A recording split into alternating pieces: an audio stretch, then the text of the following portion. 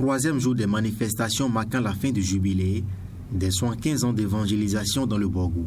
La célébration eucharistique présidée par Monseigneur José Ignacio Munilla, évêque de San Sebastián en Espagne, a connu une forte mobilisation des fidèles venus de plusieurs villes du Bénin et des pays de la sous-région. Dévotion à l'Eucharistie et à la Vierge Marie, c'est l'exhortation du Père célébrant. Je vais parler de la dévotion à l'Eucharistie et de la dévotion à la Vierge Marie. Il s'agit de l'une des meilleures armes pour que les peuples ne perdent pas la foi. En ce premier temps, nous devons traiter avec beaucoup d'attention l'Eucharistie, récit vers les enfants, vers les petits, le visage de la Vierge Marie, le cœur de la Vierge Marie. Je vais la revoir en vous.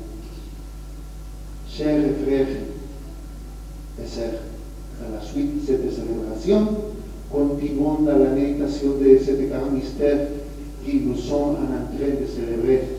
Et cette Eucharistie nous transforme en Jésus pour que nous soyons son instrument par la vie du monde. Amen.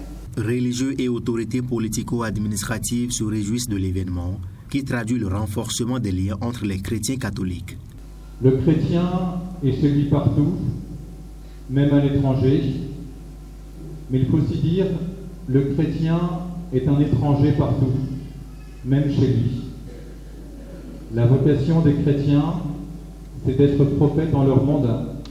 Nous le savons bien, le chrétien est dans le monde, mais il n'est pas du monde.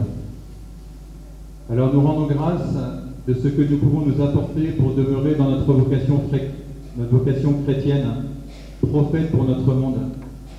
Et depuis les quelques jours que je suis ici, je rends grâce pour ces points de convergence qui nous font chrétiens, l'accueil de la miséricorde. Quelle joie tout à l'heure de célébrer le sacrement du pardon, de même que dans nos grandes villes, à Nantes ou dans nos grands sanctuaires, nous sommes témoins du désir de miséricorde des chrétiens. L'homélie du Père célébrant nous a émus avec cette homélie, et surtout une homélie qu'il a faite ponctuée d'anecdotes. 75 ans, ce n'est pas rien.